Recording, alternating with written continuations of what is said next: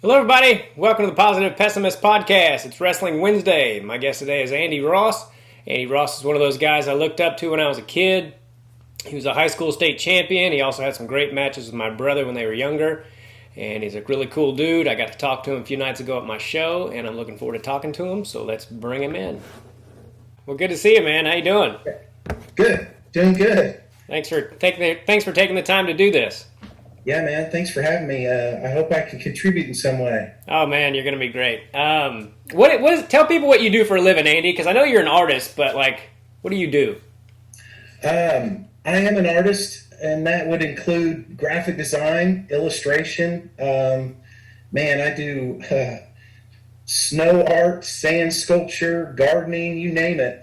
Anything creative, I've got to have my hands on it, if you know what I mean. But on a daily basis, graphic design for some healthcare companies and some of my own clients. Recently, I've been doing some work for a brewery in Lawrence, Kansas called Fields and Ivy.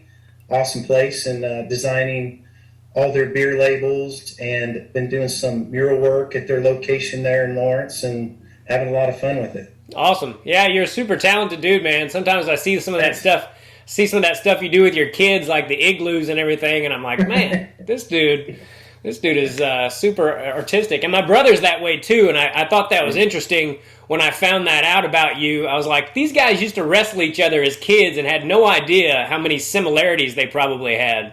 Absolutely, man. Yeah, talking to Jimmy when we came out to your show, him talking about being a painter, I was like, you're an artist, man. That's awesome. Yeah. How old were you when you started wrestling, Andy? First grade. Okay. 7 years old. Okay. 7 years old, yeah. First year living in Stillwell, Kansas. All right. Yeah, my brother started when I was 10, and I remember when we started out, you were already good because you were one of those names that, my dad would be like, oh, he's got to wrestle Andy Ross, Who got you into it? Was it your dad? Well, yes, my dad and many of the families that were involved in the Roughnecks, Al Heuenfeld, Chuck Wilson, my dad, the Nudabooms, the Stewarts, you name it. There's a lot of them. But it's what I remember. It's the first thing I remember about being here is being part of that. So it was awesome. Yeah, Blue Valley was, and I was going to ask you about that in a minute, about all the studs that came out of there and who it was that you looked up to. But first I wanted to ask you if was there sibling rivalry, or were you close with do you have sisters as well, or just brothers? I have one sister. I have 4 brothers and a sister. Okay. I'm third in line. So I've got my oldest brother, Billy, and then Johnny, who I think I heard you guys, you and Brian Roberts talking about, and then me, and then my brother, Mike, Patrick, and then my sister, Durnell's the youngest. Okay. So did you guys... Yeah, I'd say my next younger brother, Mike, and I got along awesome, or we were fighting, or disagreeing on things. My dad didn't really allow for us to beat up on each other. We were made to hug it out and tell each other we loved each other, and that kind of took the bite, the sting out of it pretty quick. But wrestling-wise, not really. It was just more everyday, brother stuff. Yeah. And so John is how many years older than you? John's 2.5 years older than I am. Okay. 2 years in school. He would have been a senior when I was a freshman. Okay.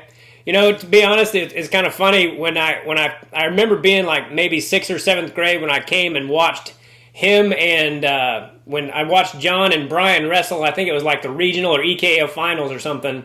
And I remember thinking, there's another Ross? Like, I didn't know there was... I knew about you, and I knew about Pat, and I think I knew about Mike, but I didn't realize there was an older one. And yes. And he was a senior when Brian was a freshman. So, yes. Yeah. So was he... is he somebody you looked up to when you were wrestling? Absolutely. Both my older brothers. Kind of looked up to him with everything. My oldest brother, Billy... is an amazing artist and could draw amazing things, comic books and characters, superheroes and things like that, and probably inspired me more than anything else to want to be creative. Yeah. Did Billy wrestle too? He did. Okay. Billy wrestled at NEO after high school. in Miami, Oklahoma, and was he placed sixth at nationals. I think his second year there, and then walked on to the team at OU for a little while, but decided to go the fraternity route, have a little more fun. Yeah. Wrestle with those guys. Yeah.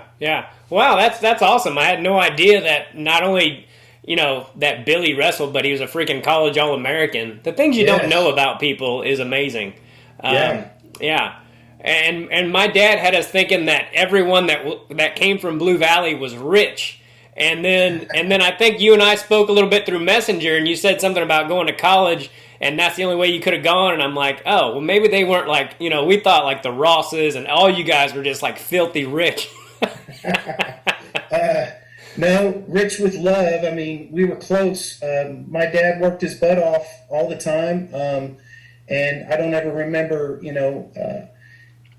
going without anything. We had some good things, but I wouldn't say rich. Yeah. Money-wise, no, but we did okay. Yeah. Well, plus, if you have 6 kids or 5 kids, however many you guys had, it was 6, right? 6 total? 6 kids, yeah. Yeah. 6 kids. So I don't care how much money you make. If you got 6 kids, it's going to be stretched out a little bit. Oh yeah. There were some scraps over food at the table a few times. A couple of funny stories in regards to that. So yeah. Yeah, I bet. I wanted to ask you before I get into your own stuff. Did Pat wrestle in college? Pat did not wrestle in college. Patrick kicked at Butler Community College. Okay. Yeah. Okay. He was an awesome kicker, and my Johnny kicked for Ole Miss. Wow. And Billy went to NEO and then to OU. Okay. Graduated from OU. Wow, that's awesome. And he was a 3-time runner-up also, right? Patrick was, yes. Yeah. I wanted to ask you, was it always Arc City guys that kept him from winning a title? Oh, man. Honestly, I'm not sure. Okay. His senior year, I was one of the assistant coaches of the Blue Valley team, and I believe it was either that year or the year before, his junior year, that they were state champs for the first time ever as a team. Yeah. But Pat was amazing. Always, if he lost, it was close, but 3-time runner-up. But he was a state champ in little kids too.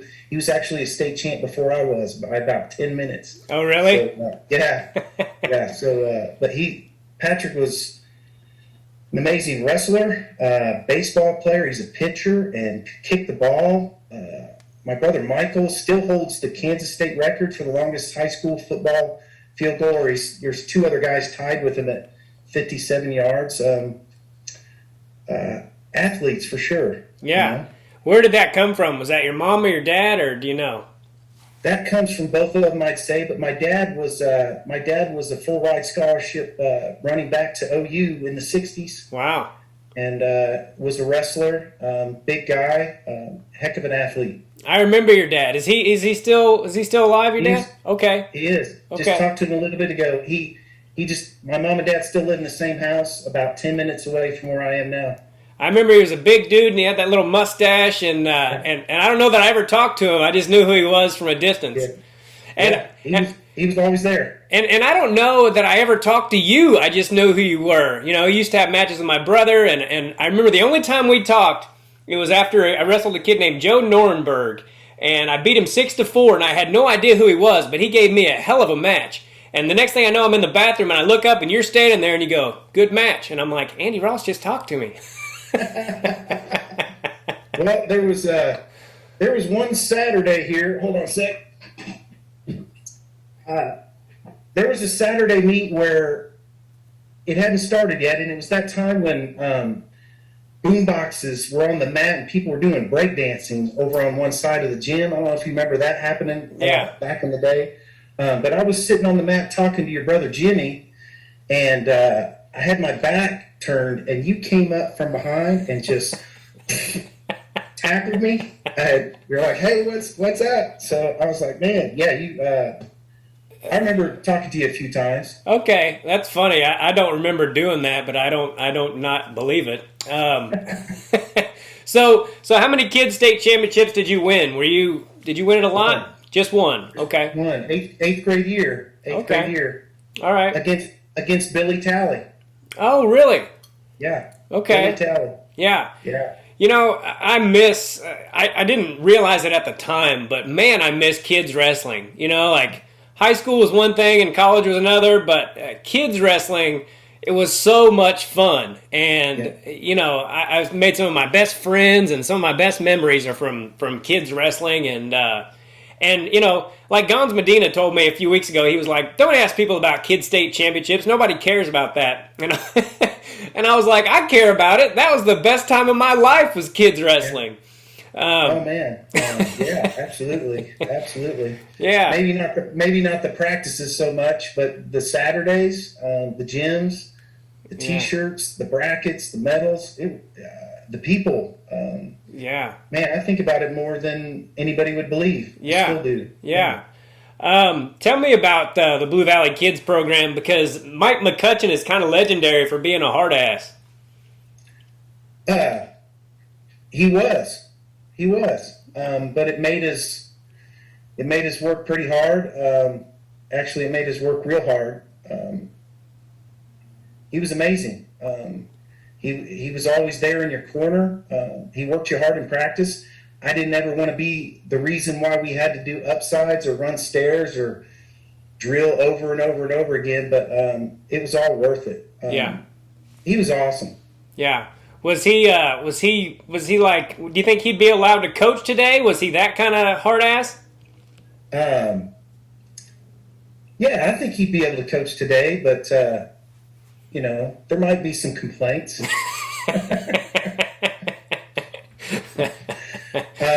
He just worked as hard. I don't know what else to say other than that. Yeah.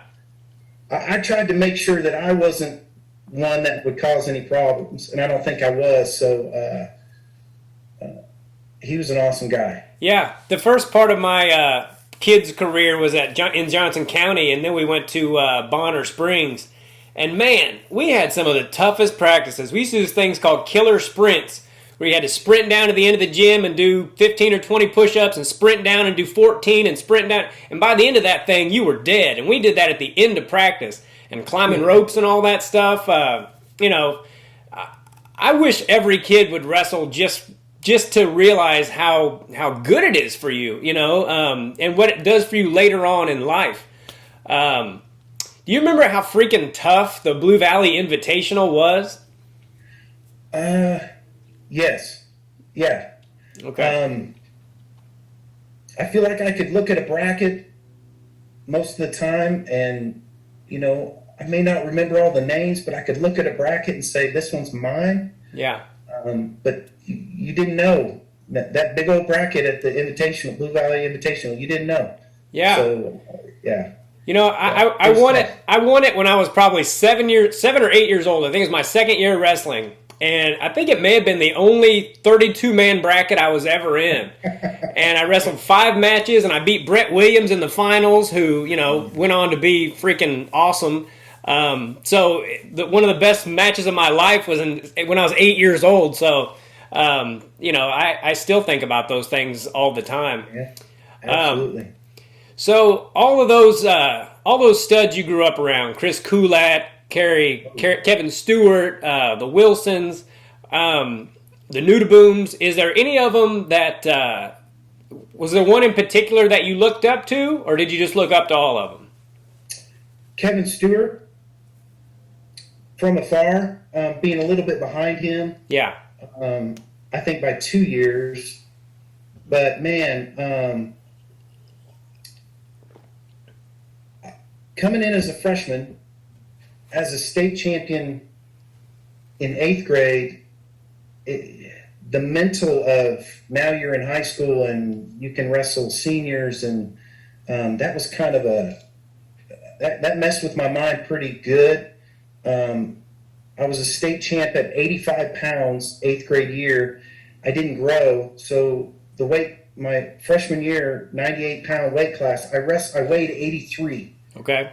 So it was tough, but the reason I'm telling you that is because my drilling partner and live partner was Chris Kulat. Oh, wow. And I'd say a lot of my success my freshman year. I made it to the semifinals at state my freshman year, EKL champ, regional champ, but it was because that's the guy I was practicing with every day. He just was nonstop, and he was always laughing and having a good time. He loved it. You could just tell he loved it. Really looked up to Chris and grateful for that mat time. Yeah, I bet. Yeah. Yeah, when you're wrestling somebody that's, one of the best in the state every single day, and he had, did he win twice? He won two state titles? I think so. Yeah. Okay. I don't think it was 3-2. I'm trying to see his name up on the wall. I think it's up there twice at least. Yeah. Yeah. I've talked about this before. I mentioned it to Brian Roberts, but wrestlers, especially good wrestlers, oftentimes have cool names. At least I thought they were. Like Chris Coulat and Kevin Stewart and Andy Ross and Jeff Sickman. There were all these just cool names. Randy Patch, Kyle Patch. And his dad Don Patch was our kids club coach at Bonner Springs. And great dude. Somebody else I wanted to ask you about was Travis Heuenfeld. Sonny Fight brought him up in a comment, and then I remembered the name, and Sonny was like, Travis Heuenfeld was basically unbeatable. Was he multiple state champion too? Oh, yeah. Okay. I don't ever remember Travis in any way other than with a bracket in his hand, and he was intense. He was awesome, natural, but he worked hard. His dad was amazing. And one of the big reasons why, the Roughnecks were what they were, Travis Heuenfeld was good at wrestling, baseball, football, you name it. Just that guy? Absolute stud, yeah. Yeah. So he was a few years older than you too, right? 1 year, I believe. Okay. But he went to Rockhurst, so it's quite possible we were in the same grade. I think he was 1 year ahead of me in school. Okay. Do you remember how he did in high school? I don't. Okay. I don't remember. Yeah, when Sonny brought that up, I was like, I remember that name. And I remember people being, kind of afraid of Travis Heuenfeld, but I didn't know much about him other than that. And I thought I knew everything when I was a kid, but after doing these podcasts, I'm like, there's a lot of people I don't even know. I didn't realize Billy was so freaking good. I didn't know John was so good until he was a senior in high school, because he graduated in 89 or something? Yeah. Yeah, okay. Or 88. 89, yeah. Okay. What do you remember about your matches with my brother, if anything? Well, I remember two of the matches specifically, and the first one I remember is him beating me, which I have to say caught me off guard. Okay. And that was the second to the last time we wrestled, and then the last time we wrestled, I beat him. So those are the two that I specifically remember. And then I remember Jimmy and you coming into a locker room, and I don't know if it was the day he beat me. I was pretty upset about it. It was a close match. Both those last two matches were real close. And he told me about how hard he had worked off season to get to this point to beat me. At least that's what I remember him saying. Huh. And that stung. But at the same time, it kind of awakened me to the fact that I could be somebody that another person's gunning after. You know what I mean? Yeah. But I'm sure we wrestled a bunch, over the years. Well, I don't know if it was the first time you wrestled or not, but it may have been the finals at Olathe or one of those tournaments. And I remember you beating him pretty good. And I think that may have motivated him to get better, because I think you beat him maybe 11-0. And I remember my mom, you kicked his butt the whole time. And I remember her taking a picture, and you had him in a double chicken wing and he was on his back. And I was like, Mom, why did you take a picture of that? And she's like, well, their butts are both kind of up in the air.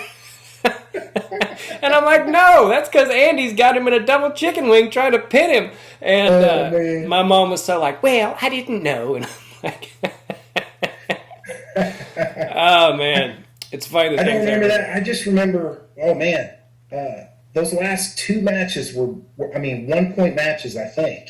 Okay. 3-2, 4-3. Yeah. And gassers. And just, took everything I had. Everything I had. Yeah, he was. Did you guys wrestle at State one year at Kids? Do you remember? I don't remember either. I don't remember that. I don't remember that happening. Okay. I don't think so. Yeah. But we could have.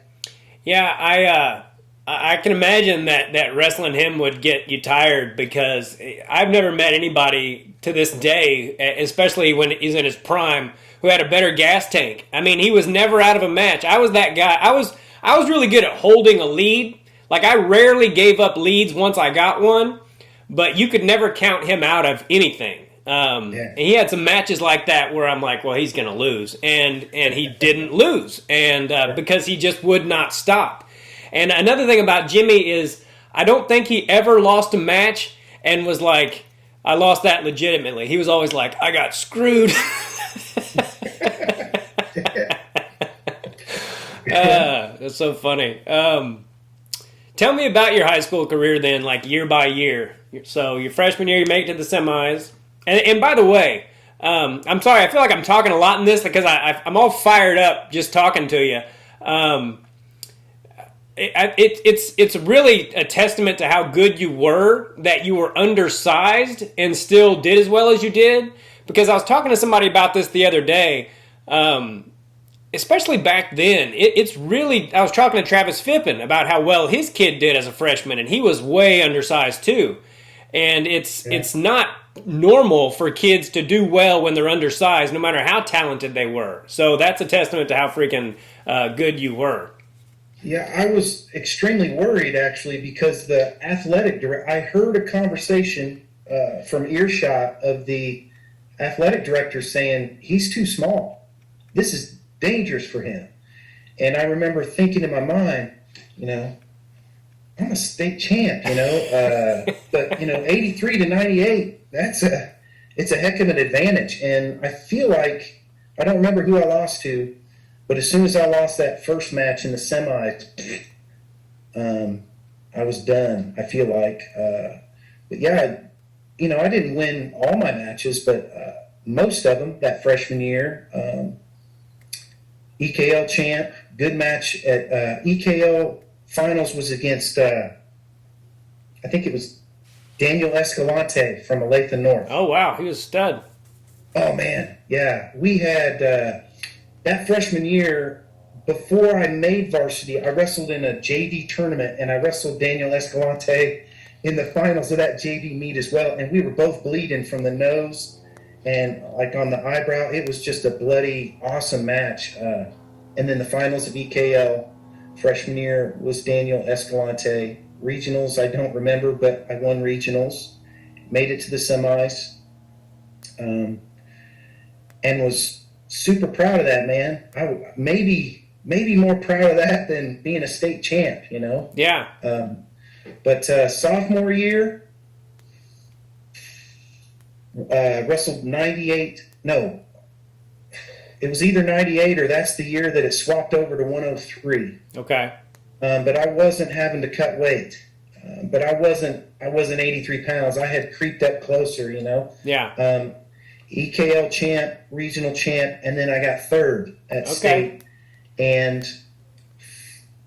that bothered me because, when the finals match is still going on and you go to the curtain, behind the curtain, to start getting in your chair so they can get you out to the podium after the finals match is over, sitting in that third place fold-out chair, I didn't like it. Yeah. And I see the face of the guy that got second.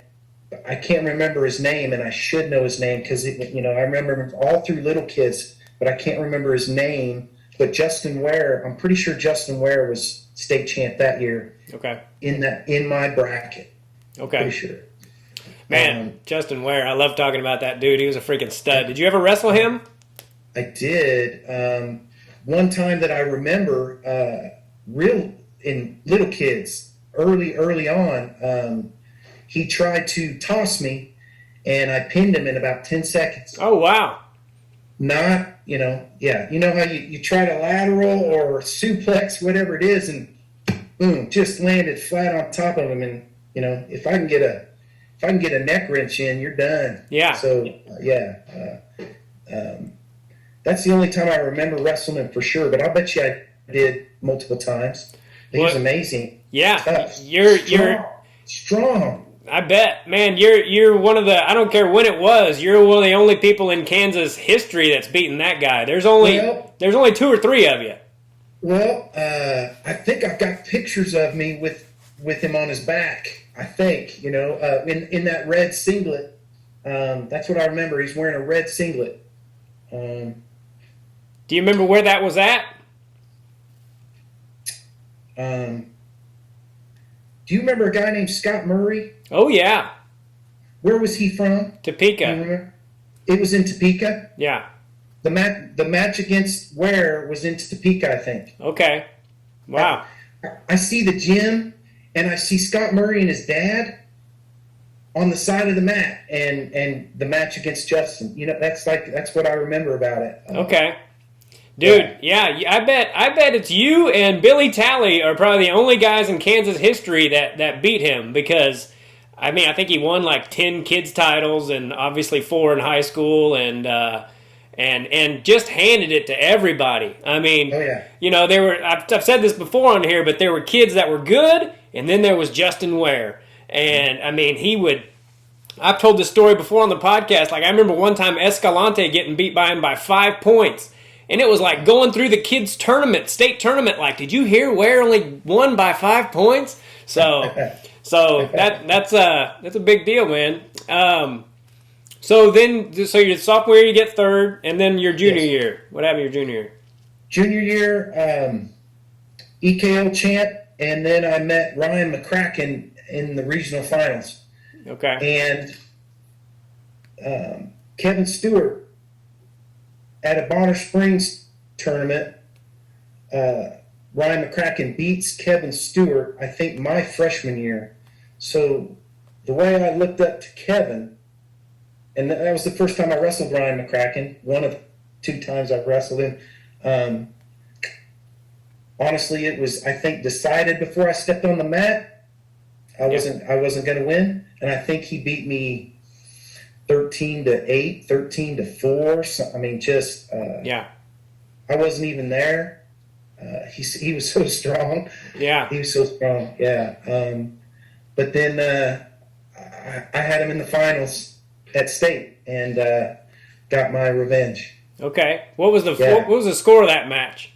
It was 4-4 going into the third period, and with about 30 seconds left, I lateral tossed him and held him on his back till the time ran out. Nice.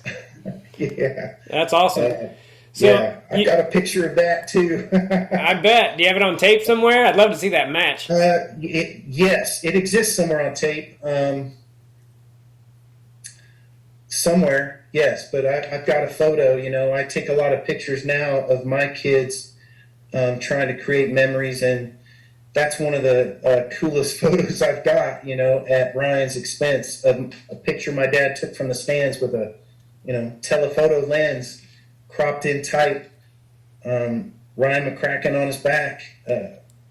Still hard to believe sometimes. He's an awesome guy, though. Yeah, he sure is, and I'm going to try to get him on next week. And I was going to try to have you guys on at the same time, but sometimes those podcasts go so long, and I'm like, and I want to be able to talk to everybody. Like when I had Matt Biles and Chris Hernandez on, I didn't feel like I got to talk to Biles enough.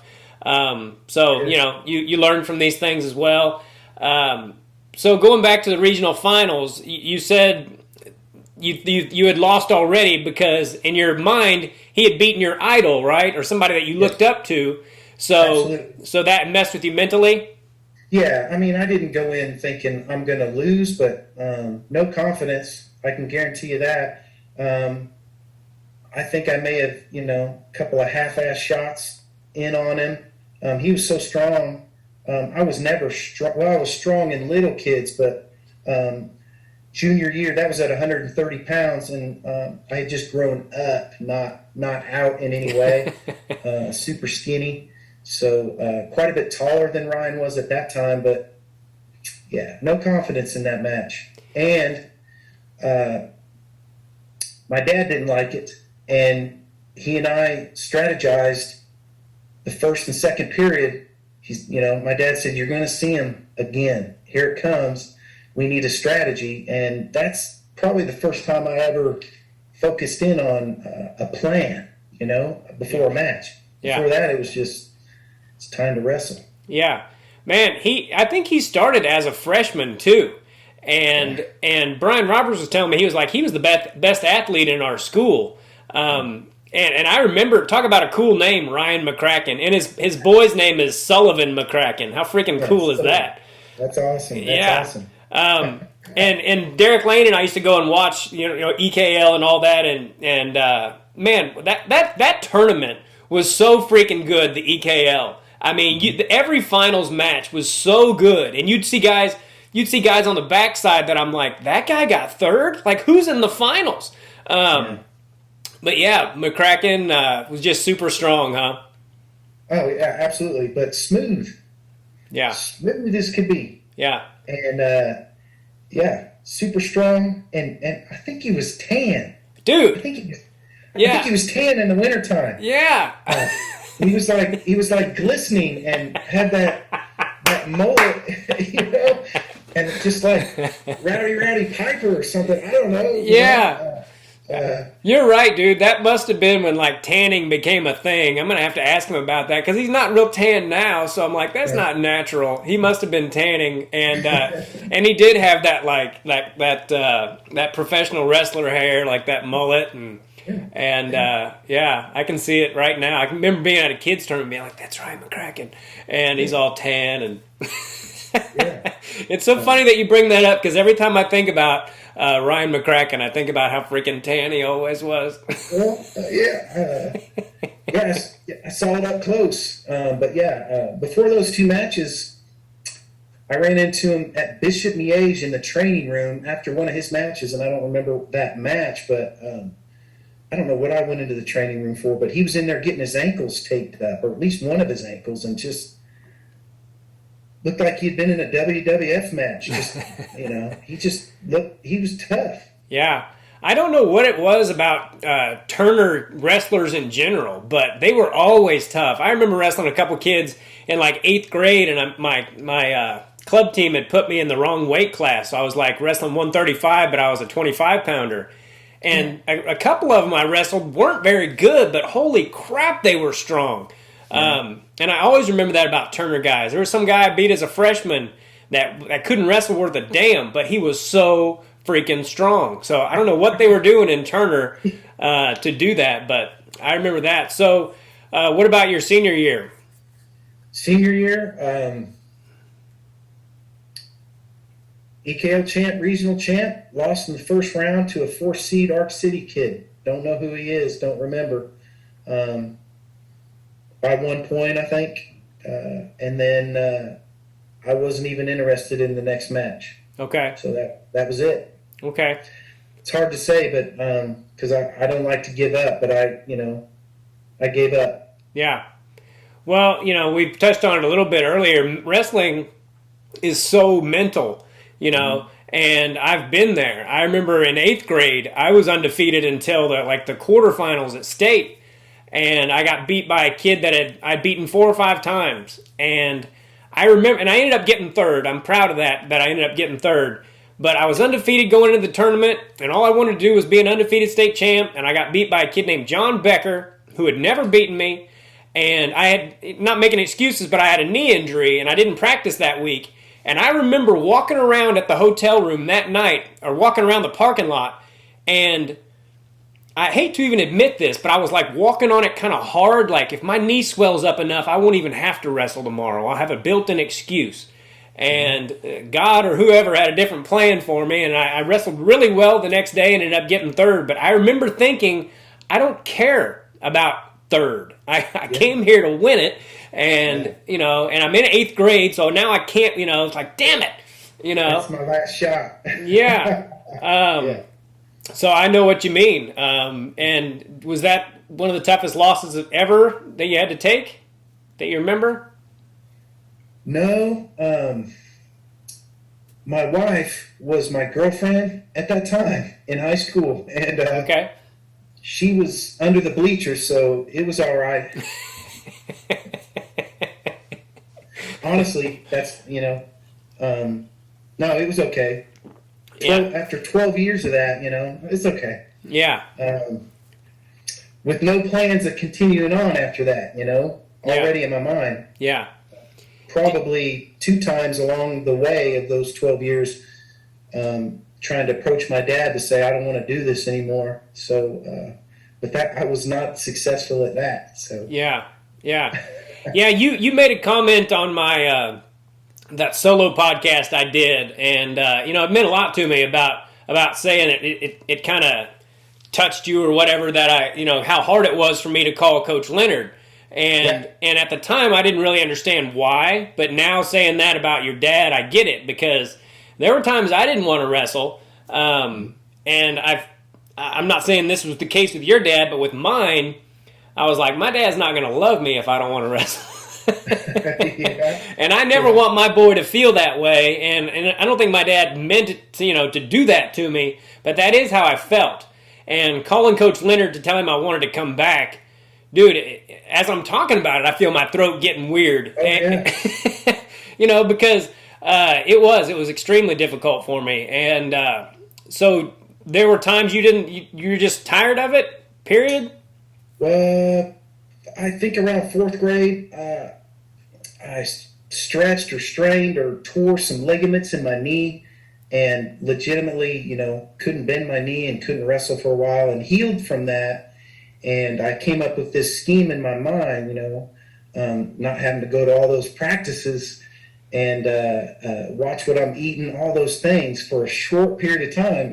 I just said, this might be a good time to just keep having fun and doing other things. So I went to my dad and said, I don't think I want to do this anymore. And it wasn't crazy. It wasn't super hard. He was just like, no, we don't quit. We don't quit. It was just that simple. So, he was right. Yeah. So, I didn't quit. Yeah. Do your kids wrestle at all, or have they ever? Yes, my son Casey, he is 13 now.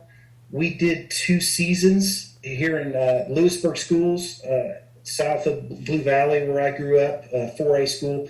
The first year, I'm trying to think. I think he wrestled maybe 1 match or 2 matches at a meet the first year. But the second year,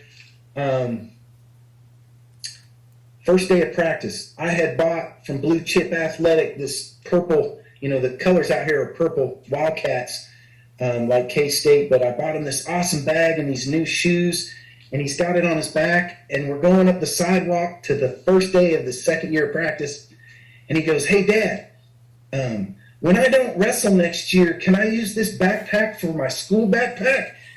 And I was just like, yeah. So I kind of knew right then that I definitely wasn't going to make him do something that he didn't like to do. He didn't complain about it, but just wasn't super interested in it. But he's such a gentle soul. He's super kind, super quiet, doesn't speak up too much, super intelligent. But man, he's playing football this year, and I've seen a side of him that I didn't think was going to be there. But he's big, he's tall, he's fast. He's something else, man. Super proud. That's awesome. That's awesome.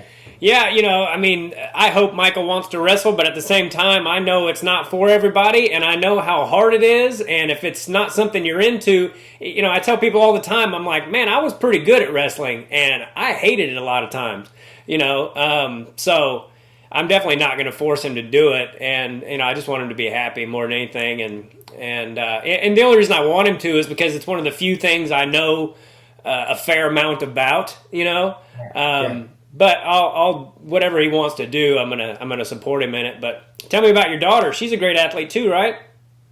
She is. She is. She did 8 up to level 8 of gymnastics, was a state champion on the beam and floor, I believe. Okay. But and also always did cheer on the side, competitive cheer. And she just decided that she was done with the gymnastics. Man, gymnastics is way more time involved than wrestling ever could be, from what I saw. Yeah. The conditioning that she did, the strength building. Oh man, it just built an amazing core on her. But she stopped doing gymnastics at level 8, and now is doing cheer at the high school. She's on the yearbook. She's got the creative that's in me. She's extremely athletic, super smart, straight A student. Awesome. Did she also do, was it pole vaulting? Was that? She is doing pole vaulting, yeah. Okay. She qualified for state this last year as a freshman, and as a sophomore. Okay. She's a sophomore. So she likes it. But there's something about going up on that pole and turning your body that she hasn't quite figured out yet. Yeah. So she's just brute forcing her way over that bar. Yeah. So as soon as she figures out that flip, if she continues on with it, she could be great at it. Yeah. That's a cool thing to be good at, is freaking pole vaulting. It's got to take some guts, It seems like it would be scary doing pole vaulting. Yeah, I'm confident in her ability to fall as a gymnast. So if for some reason the momentum's not right and the pole comes back, that's what I worry about. That mat must be 3 foot thick, but if you don't hit that mat from the top of a 8-foot pole, shoot, man, that's trouble. So she's confident, so I think she'll get it if she continues on with it. Yeah, I can't remember which one of your kids it is. Maybe it's both of them, but I can totally see your face in them. And one of the two, maybe more. I can't remember which one, but I'm like, man, that is definitely Andy Ross's kid. I'll bet it's my daughter. Okay. There's definitely times where I capture a photo of Casey, my son, and he looks like me. And then another shot, he looks like my brother Johnny, Michael, Patrick, you name it, Billy. Yeah. It's I think it's Maddie. She's like a mini me for sure. Okay. Especially me as a little kid. Yeah, she looks like me as a little kid in her face. Yeah, I like seeing my friends' children and seeing their faces in them. That's cool for me to be like, yeah, I can, with certain faces they make, or my nieces or nephews, I'll be like, man, you look just like your mama right now, and that kind of thing. Your son looks exactly like you, dude. You think? And oh yeah, if he decides to wrestle, I'm trying to think of the video I saw. You posted a video of him. I don't know if it was trying to get to bed or what it was. Or no, you were trying to get him to ask please or something, but he was getting ornery. And all he was saying was yes, yes. But he goes, yes. Yes, he's got some fire in there. You can see it. Yeah, yeah. He's almost 3, so he's in that phase where if he doesn't get what he wants right then, you got to like Jedi mind trick him into being like, we're gonna go for a walk and then you can watch your show, son, because we have dinner and then we go for a walk and then he can watch this Little Einstein show. It's like 25 minutes and we let him watch 1 to 2 a day. And he'll be like, watch one. And we're like, we're going to go for a walk first, and then you can watch one. And lately, he's been melting down about it. He's like, now. And so we've got to we're going to go down the street and look at the cat. Because my neighbor's always got these cats laid in the yard. And so we'll take him down there. And then he's like, he thinks he's, but you can't give into that stuff. You can't let him, because then they think, this is how I get my way.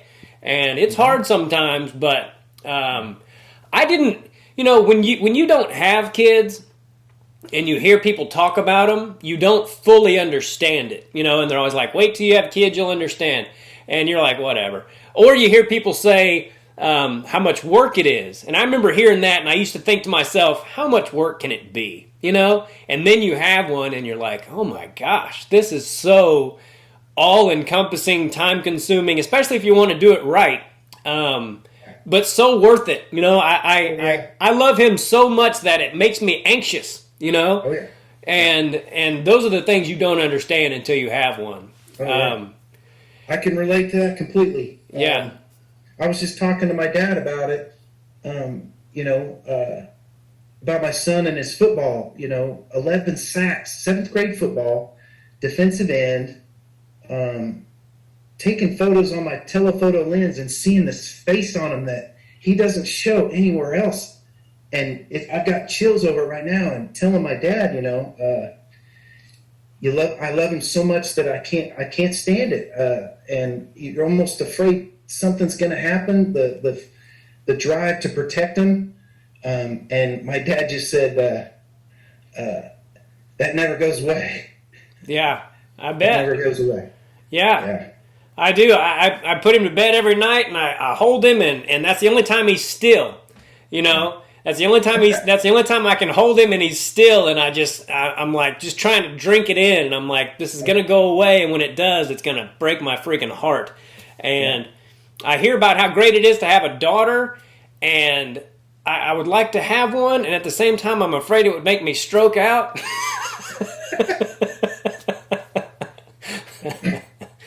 I feel lucky that my daughter came first. My dad was tough on us, all 6 of us. And I was worried that I might be too tough on my kids, So having that sweet smile, daughter first, kept me on my toes a little bit more to, ease up. But luckily I've developed enough within myself to know that, being a hard ass, it has its times, but it can't, not all the time. Yeah. Not all the time. Yeah. Yes. I always thought I would have a daughter first, too, when I was, younger. For some reason, that's how I pictured it. And now that I have a boy, and if I did have a daughter, he would be at least 3 or 4 years older than her. And so I have this little, I don't know if you call it a fantasy or what, in my head of, kids being at school and being, and I would, if we have a daughter, we're gonna name her Mia. We already know that. And I have this, I picture these kids being like, dude, you said that to Mia Gaither? Mia Gaither is Micah Gaither's little sister. You are screwed.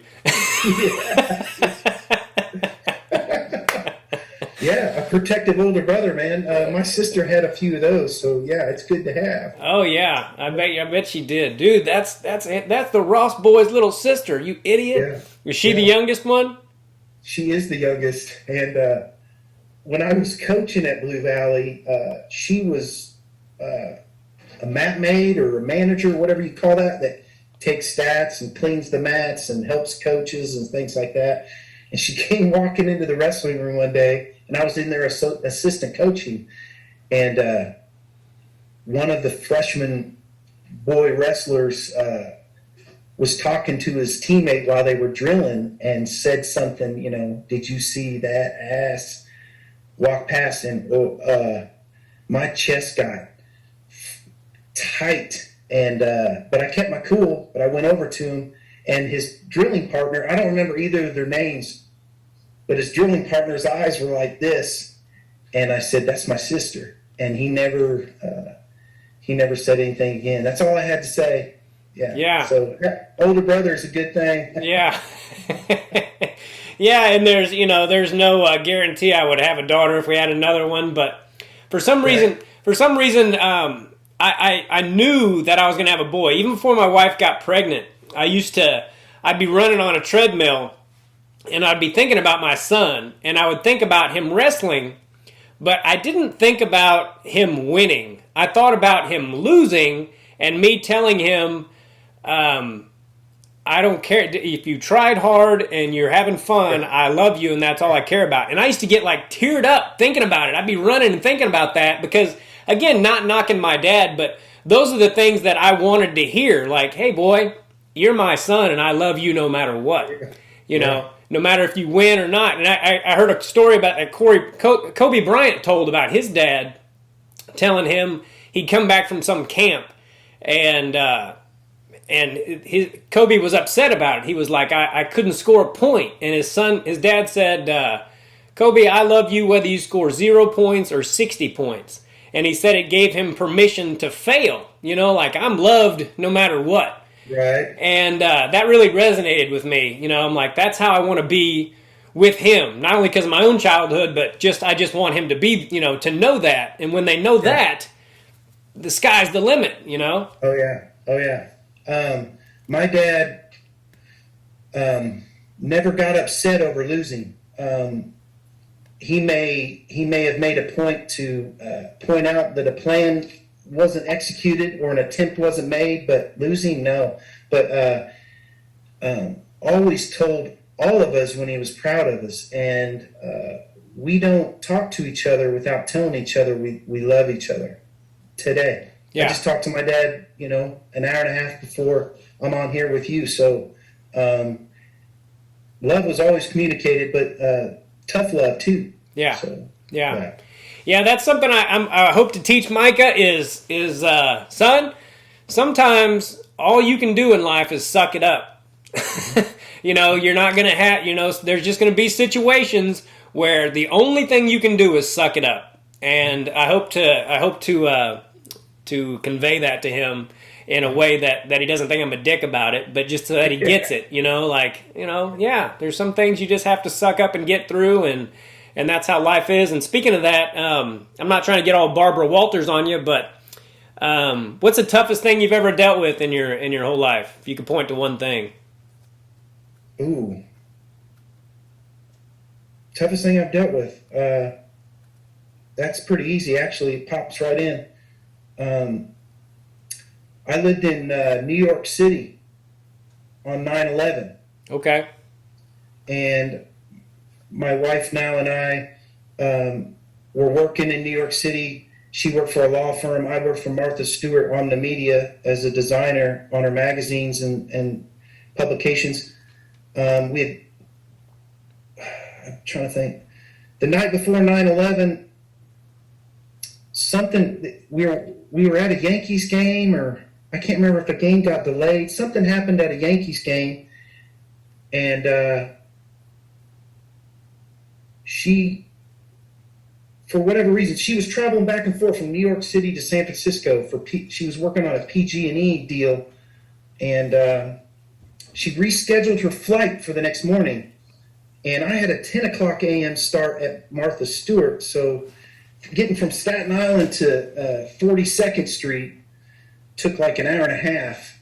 So she had left and gone to the airport before I was even going to work. So I get on the ferry.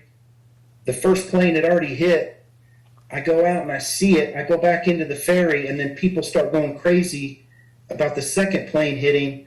And that ferry hits its brakes and turns around, and I go back to the apartment. But the reason I'm telling you all this is because from that, cell phones, you couldn't get a signal, you couldn't call anybody. I was actually able to get a call through to my mom at her work to say, hey, if you hear something on the news about planes flying into buildings, I'm okay. Because my train went underneath the World Trade Center on the way up to 42nd on the 19, but I didn't know where my wife was until 5:30 at night, and I couldn't remember because she was scheduled for that flight that crashed in Pennsylvania. Wow. But because of whatever happened to us the night before, she rescheduled it, I think, to go out earlier by 30 minutes out of the same gate. So that it haunts me. It makes me mad. I'm grateful, you know, that everything's fine, but man, that just keeps coming back around. It hits me all the time. Yeah, I bet, man. Wow. Yeah, well, thank God she rescheduled that flight, you know. I mean, you know, and I'm sure you've thought about all of this in great detail, but, you know, your life, you know, you wouldn't have your children, all that stuff. I mean, wow. Yeah. Yeah, man, what an awful freaking day. Well, let's end this on a wrestling thing. Who, if you could point to one guy, who's the toughest guy you ever wrestled? If you can remember. Or there can be a few of them. Not Olathe North, not Bob Jaso, but his older brother. Steve Jaso. My freshman year, Tech followed me in about, I don't know, maybe the first period. Wow. Maybe the first period, yeah. Just absolutely destroyed me. Yeah. I felt like I was wrestling a man. It was just the timing of that. That was the hardest ass whooping I had ever taken. Okay. Yeah. Okay. Yeah, I remember the Jaso boys. Bob was really freaking good, and I didn't know Steve, but I know he was the older brother, so I imagine he was tough as nails as well. I wrestled Bob once, but Steve once as well. Okay. That's weird. Yeah. Did you beat Bob? I beat Bob by 1 point. Okay. Yeah. All right. At North. Yeah. It was fun. Yeah. Yeah, the Jaso boys. I could talk to you for 4 hours, dude. There's so much. That name brings up so many stories to me. Can you point to one thing that was the best win of your career? Yeah, against Ryan McCracken in the finals. Yeah, overcoming the lack of confidence I had in the previous match and believing in myself and a plan. Yeah, that's thanks to him. Yeah, that's the best win. Yeah. Okay. I kind of, as I asked it, I was like, well, I know the answer to this. Yeah. Is there anything you'd like to say before I let you get out of here? Yeah, man. Doing this is awesome. Coming to see you do your comedy is awesome. It's inspiring for me as a creative person, and keeping wrestling alive in me. This is like, I love watching these and seeing the old faces and hearing stories I didn't know. So thanks for doing this, and thanks for including me. And I look forward to seeing more of you in the future. Thanks, man. I appreciate that very much. That was a hard show for me that you came to on that Wednesday, because first of all, I hadn't had much sleep, and for some reason my foot was doing this weird cramping up thing when I was up there in my back, and I didn't know who was in the audience because it's so bright up there, and I didn't know what friends and family was there, and I was worried about whether or not I had enough new material for them, and I told you this in the message, but it was great seeing all you guys afterwards, and that picture I've got with all 5 of us. All 5 of those guys in that picture were state champs, and some of the biggest studs I knew growing up. My brother and you and Fippen and Matt Biles. So it was great to see you guys, and this is, dude, seriously one of the best podcasts I've done. Oh, wow, like when you said at the thing, like, well, I don't know what I'll have to contribute or whatever. I'm like, I have a feeling there's going to be a lot. Just from the messages we had and some of the stuff you had told me through Messenger. And I'll be honest with you, now that we're done, there's a couple times during this thing where I, for some reason, felt like I was going to start crying. Well, in a good way, Yeah, man. Emotions, they're important. It's good. Be honest. Be vulnerable. That's awesome. Yeah. And I don't know what it is. When I'm done with these, I always feel like drained a little bit, I like have to go work out or something, or I'm just worthless the whole rest of the day. I don't know what it is, but I've really, really enjoyed talking to you, buddy. And, let's stay in touch, and I'll see you again soon, hopefully. All right, man. Thanks, Tim. All right, buddy. Have a great day. You too. Thank you. Talk to you later. Bye-bye. Later. All right, everybody. Andy Ross. I did. That was a great freaking podcast for me. I don't know how many times during that I felt my throat getting all weird and and like right from the jump I was like excited about I was so flooded with so many memories from my childhood and I can't even express it how that podcast made me feel, and I hope you guys enjoyed it, and as always, going to Making It Happen, MACAN, it happen, help out little Bo Macon and his family. And, I know this is a wrestling podcast, but it feels like this country is so divided right now. And we don't need to be, we don't need to be. That's all there is to it. We all basically want the same things, and I love all of you. I really appreciate you guys watching these podcasts. And I'm going to get out of here before I start bawling. I love all of you. Have a great day and take care. God bless all of you. Bye-bye. Do us both a favor and click on that subscribe button.